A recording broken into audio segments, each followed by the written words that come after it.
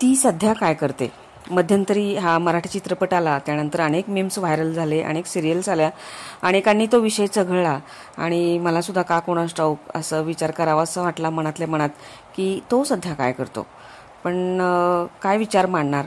आणि त्याच दरम्यान कसं काय कोणास ठाऊक, पण महादेवी वर्मा या माझ्या हिंदीच्या अत्यंत आवडत्या लेखिका कवयित्री, त्यांचं एक स्फुट माझ्या वाचनात आलं आणि त्या स्फुटाचा, त्या कविता सदृश्य त्या ओळींचा मला थोडासा अनुवाद करावासा वाटला आणि हा अनुवाद तुम्हाला निश्चित आवडेल. तर पाहूया. आ गए तुम या कवितेचा स्वैर अनुवाद. आलास तू, तुझ्यासाठी आता दरवाजा उघडा आहे. आलास तू, तुझ्यासाठी दरवाजा आता उघडा आहे. आता आलास तरी चालेल. गेटवर माझ्या मधुमालतीला बहर आलाय. गेटवर माझ्या मधुमालतीला बहर आलाय. तुझ्या नाराज मनाला तिच्याकडे सोडून ये. आणि माझ्या दारातच तुळशी वृंदावन आहे. तिच्या गारव्यात तप्त मनाला थोडीशी शीतलता देऊन ये. तिच्या गारव्यात तप्त मनाला थोडी शीतलता घेऊन ये. दाराशी माझ्या पायपुसणी ठेवली आहे बघ. दाराशी माझ्या पायपुसणी ठेवली आहे. तिच्यावर तुझा अहंकार थोडासा झाडून घे. तिच्यावर तुझा अहंकार थोडासा झाडून घे.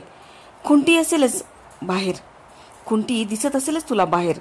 तिच्यावर तुझी व्यस्तता अलगद टांगून ठेव. आणि हो, चपला काढशील ना, तेव्हा तुझी नकारात्मकता तिच्यापाशीच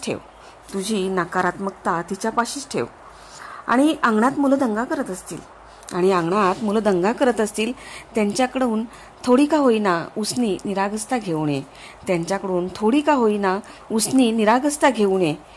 अंगणात माझ्या गुलाब फुललेत बघ. तुला पाहून कदाचित प्रसन्न झालेत ते. त्यांच्याकडून चेहऱ्यावर तुझ्या हास्य थोडंसं मागून घे. आणि आता थोडा शांत हो.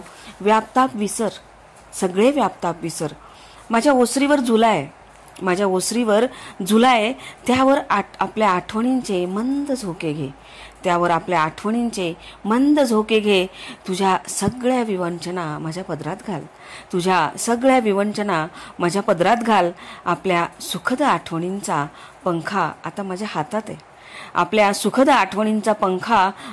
हातात आहे. त्यानेच तुला अलगद मला वारा घालू दे. तुझ्यासाठीची एक संध्याकाळ आयुष्यभराची कधीची मी राखून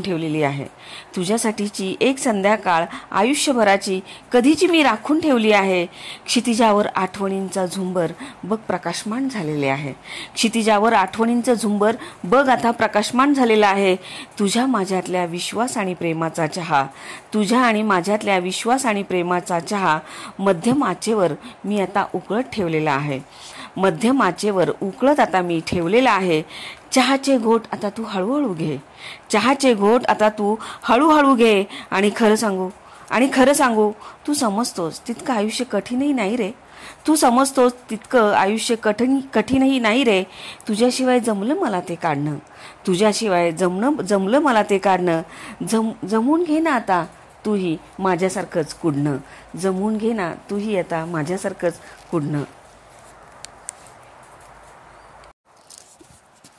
धन्यवाद. जय हिंद, जय महाराष्ट्र.